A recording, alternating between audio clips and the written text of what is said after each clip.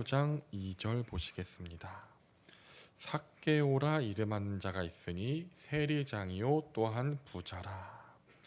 여리고에 삭개오라고 하는 사람이 있었습니다.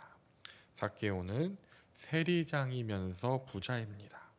당시 이스라엘은 로마의 식민지입니다. 그리고 당시 세리들은 동족 이스라엘에게서 세금을 거두어 로마에 바치는 일을 하는 일종의 매국노였습니다. 세리는 어떻게 뽑았습니까? 세리는 경매를 통해 뽑혔습니다. 로마 군인이 그 지역을 점령하고 세금을 거두기 위해 세리를 뽑습니다. 그러면 그 지역의 세리 지원자들이 각자 종이에 자신이 거둘 수 있는 최대 금액의 세금의 양을 적어서 냅니다. 그중 가장 높은 가격을 적은 사람이 세리가 되는 것입니다. 세금을 많이 거둘 수 있는 사람은 어떤 사람일까요? 바로 그 지역 사람들의 가계 수입을 잘 아는 사람일 것입니다. 자신의 이웃들의 집안 살림을 속속히 알고 있기에 얼마나 많은 세금을 거둘 수 있는지 알 수 있었습니다. 즉, 가장 가까운 친구이자 이웃이 어느 날 갑자기 로마 정부의 앞잡이가 되어 자신들을 착취하기 시작하는 것입니다. 그런데 이스라엘 백성들이 세리가 가서 세금을 달라고 하면 순순히 세금을 내줬을까요? 그렇지 않았을 것입니다. 그러면 돈을 내지 않겠다는 사람들을 어떻게 하면 돈을 내게 할 수 있을까요? 바로 폭력을 사용해야 할 것입니다. 세리들은 동네 깡패들을 고용해서 돈을 뜯어내야 했을 것입니다. 그러면 고용한 깡패들에게도 돈을 주어야 하니 정해진 액수보다 더 많이 거두어야 할 것입니다. 그리고 거두는 김에 자신들의 목도 더 거두었을 것입니다. 그래서 세례 요한은 회개를 선포하면서 세리들에게 부과된 것 외에는 더 거두지 말라라고 했습니다. 이러한 행동으로 인해 그 당시 여자 중에 죄인은 창녀요, 남자 중에 죄인은 세리라고 멸시를 받았습니다. 세리는 이방인과 더불어 사람이 아닌 개 취급을 받았습니다. 우리나라의 예를 들자면 일제강점기 때 일제의 앞잡이가 된 친일파들이라고 보시면 됩니다. 이런 멸시를 겪으면서 세리가 되는 이유는 오직 한 가지, 돈이었습니다. 오직 돈을 위해서 세리가 되어 동족들을 압제하고 갈취하였습니다. 그런데 삭개오는 그런 세리 중에서도 세리장이었습니다. 또한 큰 부자였습니다. 동족들을 핍박하고 갈취하는 능력을 인정받아 세리장의 자리까지 올랐습니다. 그러나 이러한 삭개오에게도 마음 한구석에 공허함이 있었습니다. 죄책감과 두려움이 있었습니다. 그러나 돌이키기에는 너무 멀리 와버렸습니다. 자신이 쌓아둔 큰 재산이 자신의 구원이 되지 않는다는 것은 이미 깨달았을 것입니다. 그러나 이제 와서 어떻게 속죄해야 할지 알 수 없었습니다. 당시의 바리새인들과 제사장들, 종교 지도자들은 외식하는 자들이었습니다. 이들은 이방인이나 병든 자가 있으면 부정함이 옮을까봐 빙 둘러 피해가는 자들이었습니다. 만약 이들에게 삭개오가 속죄 제물을 가지고 와서 하나님께 속죄 제사를 드리겠다고 하면 도와주었을까요? 아닙니다. 오히려 성전에서 내어 쫓았을 것입니다. 이런 삭개오가 예수님께서 오신다는 소문을 들었습니다. 그리고 예수님의 제자 중에는 세리 출신도 있다는 소식을 들었을 것입니다. 무엇보다 세간에 들리는 예수님의 별명은 죄인과 세리의 친구였습니다. 삭개오는 예수님을 보고자 하는 소망을 품고 나무에 올랐습니다. 그런 삭개오에게 예수님이 이렇게 말씀하십니다. 삭개오야 속히 내려오라. 내가 오늘 내 집에 유하여야 하겠다. 예수님께서는 삭개오를 정죄하지 않으시고 그저 삭개오에게 다가와 주셨습니다. 함께 먹고 곁에 있어 주셨습니다. 친구란 어떤 존재일까요? 친구는 함께 있으면 편안하고 즐겁습니다. 가르치려 하지 않고 교정하려 하지 않고 있는 모습 그대로를 바라봐 줍니다. 관계는 언제 깨어집니까? 내 마음에 상대방에 대한 판단이 들어가면 관계는 깨어집니다. 반대로 상대방이 나를 판단하기 시작해도 관계는 깨어집니다. 그래서 가장 나쁜 것은 못마땅하게 여기는 것입니다. 갓난아기도 또 강아지조차도 저 사람이 나를 못마땅하게 여기는지를 바로 알 수 있습니다. 눈빛만 보면 알 수 있습니다. 만약 상대방이 나를 못마땅하게 여기는 눈빛으로 곁에 있으면 밥 한 끼 같이 먹기가 힘듭니다. 먹다가 체하게 됩니다. 그런데 예수님은 항상 무엇을 하셨습니까? 마태복음 9장 10절입니다. 예수께서 마태의 집에서 앉아 음식을 잡수실 때에 많은 세리와 죄인들이 와서 예수와 그의 제자들과 함께 앉았더니, 항상 세리와 죄인들과 함께 앉아서 식사하셨을 것입니다. 예수님께서는 죄인들과 즐겁게 웃으며 대화를 하셨을 것입니다. 함께 있을 때 즐거운 것이 친구입니다. 한 명 한 명 사랑의 눈빛, 긍휼의 눈빛으로 바라보셨을 것입니다. 왜 죄인들과 함께 먹냐고 예수님을 정죄하는 바리새인들에게 예수님께서는 이렇게 답변하십니다. 이르시되 건강한 자에게는 의사가 쓸데없고 병든 자에게라야 쓸데있느니라. 너희는 가서 내가 긍휼을 원하고 제사를 원하지 아니하노라 하신 뜻이 무엇인지 배우라. 나는 의인을 부르러 온 것이 아니요 죄인을 부르러 왔노라 하시니라. 예수님께서는 죄인들을 위해 오셨습니다. 죄인들과 세리들의 친구가 되어주시기 위해 오셨습니다. 세리는 정말로 죄인입니다. 일제강점기의 매국노 친일파와 똑같은 죄인들입니다.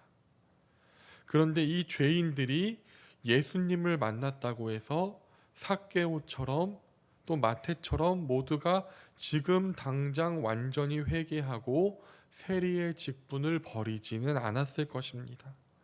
만약 예수님을 만난 세리들이 다 즉시로 회개했다면 바리새인들은 차마 예수님을 정죄하지 못했을 것입니다. 예수님께서는 아직도 세리이고 아직도 죄인인 사람들과 즐겁게 먹고 마시고 계시니 예수님을 세리와 죄인의 친구라고 정죄하였을 것입니다. 예수님께서는 세리와 죄인의 친구가 되시고 이렇게 말씀하십니다. 사람이 친구를 위하여 자기 목숨을 버리면 이보다 더 큰 사랑이 없나니. 예수님께서는 우리가 아직 죄인 되었을 때에 우리를 먼저 사랑하사 우리를 위하여 목숨을 버리심으로 가장 큰 사랑을 행하여 주셨습니다. 큰 부자가 되었지만 모두의 손가락질을 받던 삭개오는 이 예수님을 자신의 마지막 소망으로 삼았습니다. 그 어떤 종교 지도자들도 삭개오에게 다가와 주지 않았습니다. 오히려 손가락질하고 지옥에 떨어질 놈이라고 비난하였습니다. 그런데 예수님은 삭개오에게 다가와 주셨습니다. 다른 아무 말씀도 하지 않으시고 곁에 앉아서 식사해 주셨습니다. 그 모습을 본 유대인들은 저 사람이 죄인의 집에 들어갔다면서 쑥덕거렸습니다. 그러나 예수님은 그러한 자신에 대한 시선과 비난에 아랑곳하지 않으셨습니다. 그저 모두가 비난하고 손가락질하는 삭개오를 사랑스러운 잃어버린 양으로 바라보셨습니다. 예수님께서는 삭개오에게 그 어떤 정죄도 하지 않으시고 그저 곁에 거하시며 함께 먹고 마셨습니다. 그러자 삭개오가 먼저 일어나서 입을 엽니다. 8절입니다. 삭개오가 서서 주께 여짜오되 주여 보시옵소서, 내 소유의 절반을 가난한 자들에게 주겠사오며 만일 누구의 것을 속여 빼앗은 일이 있으면 내 갑절이나 갚겠나이다. 삭개오는 자신의 소유의 절반을 가난한 자들에게 주겠다고 합니다. 그리고 속여 빼앗은 것은 4배를 갚겠다고 합니다. 율법에서는 원래 부당하게 빼앗은 것에 5분의 1을 더해서 갚으라고 합니다. 그런데 삭개오는 율법을 넘어서는 사랑과 회개를 실천하겠다고 고백합니다. 이 삭개오의 재산은 거의 대부분이 부당하게 빼앗은 것입니다. 자신의 재산 절반을 가난한 자들에게 주고 속여 빼앗은 것을 4배로 갚으려면 자신의 전 재산을 내놓아야 할 것입니다. 마태복음 13장 44절입니다. 천국은 마치 밭에 감추인 보화와 같으니 사람이 이를 발견한 후 숨겨두고 기뻐하며 돌아가서 자기 소유를 다 팔아 그 밭을 사느니라. 삭개오는 밭에 감추인 보화를 발견했습니다. 예수님을 만나게 되었습니다. 만약 예수님께서 나무 위에 올라가 있는 삭개오를 보시고 이 죄인 세리장아, 동족의 피를 빨아먹는 매국노야, 하나님의 불지옥 심판을 맛보고 싶지 않으면 지금 즉시 회개해라라고 소리치셨다면 삭개오는 결코 회개하지 못했을 것입니다. 오히려 놀라고 부끄러워 예수님을 떠나 도망쳐 숨었을 것입니다. 유대인들은 도망치는 삭개오의 모습을 보고 시원해하며 예수님의 인기도 높아졌을 것입니다. 그러나 예수님은 그렇게 하지 않으셨습니다. 다가가서 친구가 되어 주셨습니다. 이번 주일에는 교사 세미나가 있었습니다. 더 유스 대표님의 강의를 감명 깊게 들었습니다. 더 유스 선교단체에서 자기 방에 숨어서 절대 나오지 않은 은둔형 외톨이 아이들을 어떻게 사회로 나오게 하는지 그 사역에 대해서 들었습니다. 마음의 문을 열지 않는, 그리고 방문도 열어주지 않는 아이를 찾아가서 대화를 시도합니다. 얼굴을 보여주지 못하면 발가락이라도 보여달라고 설득한다고 합니다. 그렇게 발가락을 보여주면 다음에 또 방문해서 발바닥도 보여달라고 한다고 합니다. 그렇게 계속 반복하다 보면 얼굴을 마주보고 대화할 수 있게 된다고 합니다. 그리고 그 아이가 용기 내서 마주했을 때 정죄하거나 설득하지 않습니다. 너 부모님은 늙어가는데 방에 처박혀서 무슨 짓이야? 너의 친구들은 다 취업해서 적금 들고 연애하고 미래를 계획하는데 너는 이렇게 살다 죽을 거야? 라고 정죄하지 않습니다. 그 아이들이 방에서 나왔을 때 그 아이들의 친구가 되어 주었다고 하십니다.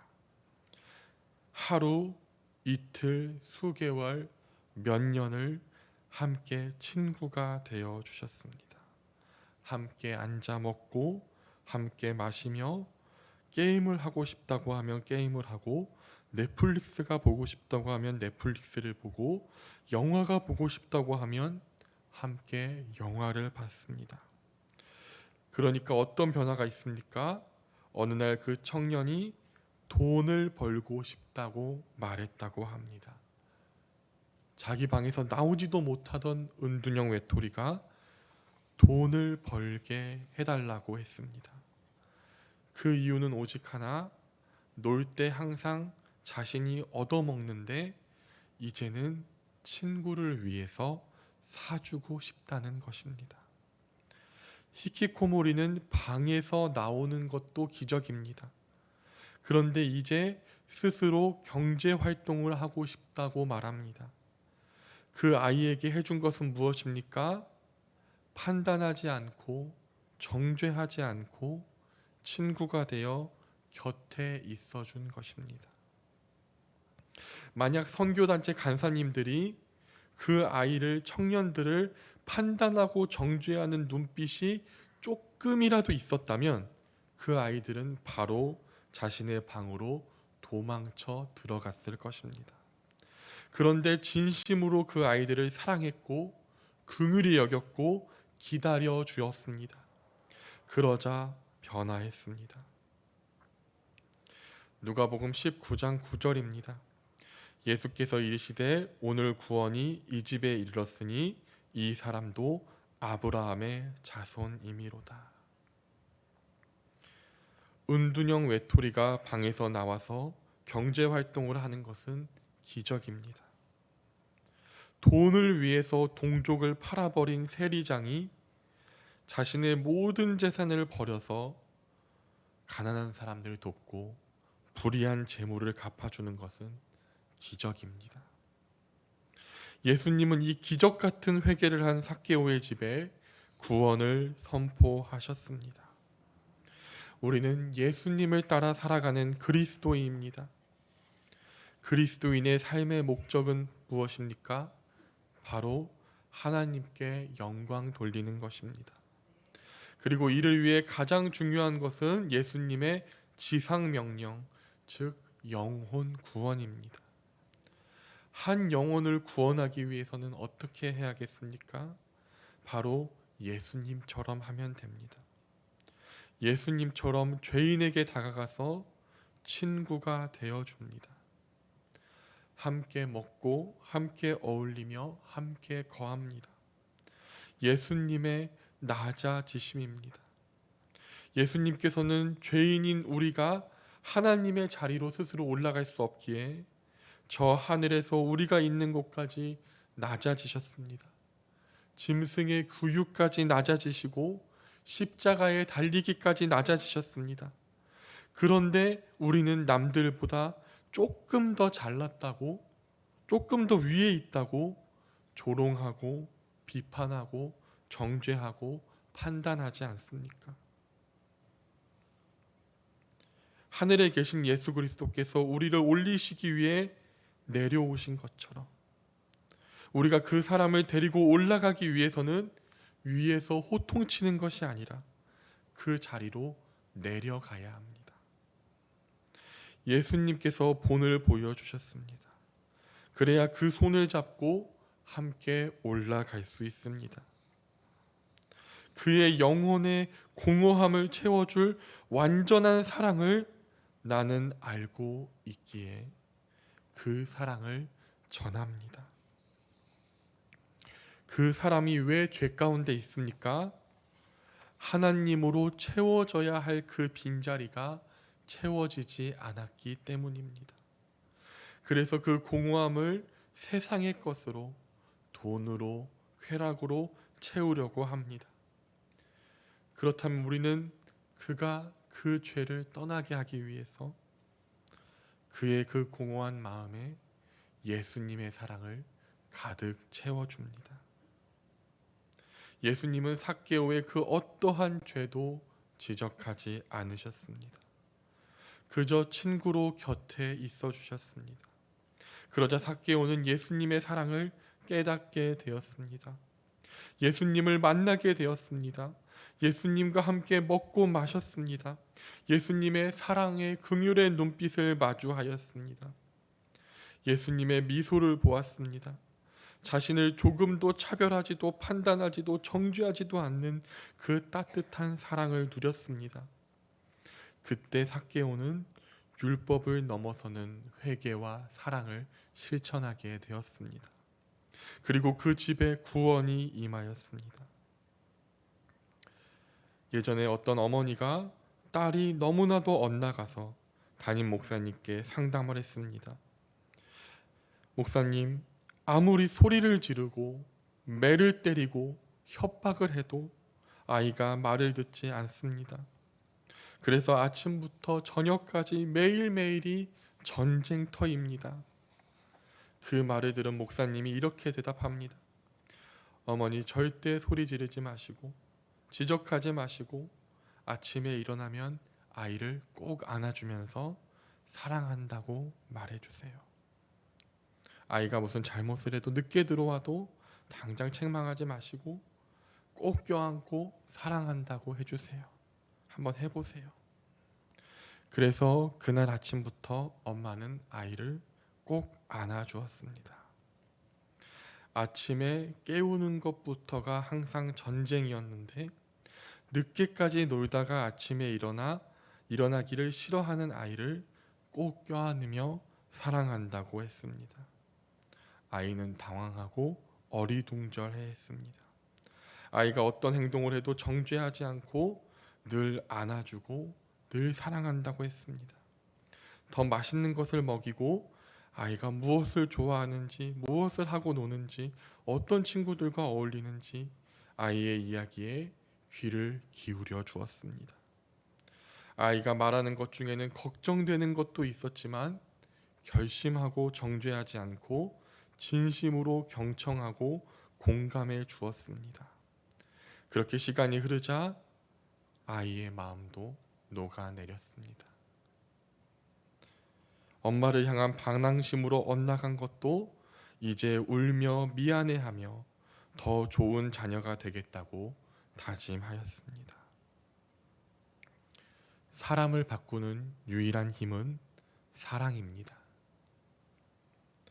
우리 모두 예수님의 지상 명령을 성취하기 위해 예수님을 따라 사랑하며 긍휼하며 죄인의 친구가 되어주며 하나님의 사랑, 예수님의 사랑을 가득 채워주는 예수님의 제자된 삶, 한 영혼을 구원하는 삶을 살아가시기를 기도합니다.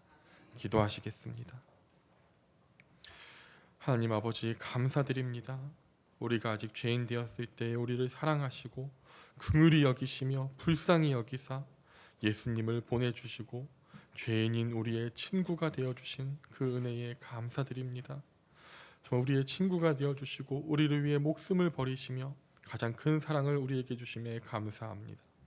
주님, 그럼에도 불구하고 우리는 마치 바리새인과 같이 죄인들을 손가락질하며 피해 지나다니며 정죄하고 판단하며 우쭐거렸다면 용서하여 주시옵시고 이제는 예수 그리스도와 같이 예수님을 닮아 그들과 함께 거하게 하시고 친구가 되게 하시고 사랑하고 긍휼하며 함께 있고 알아가게 하여 주시옵소서. 이를 통해 하나님께서 우리에게 주신 지상명령, 주님의 복음을 전하는 일에 쓰임받는 우리 모두가 되게 하여 주시옵소서. 예수님의 이름으로 기도드립니다. 찬송가 85장 9주를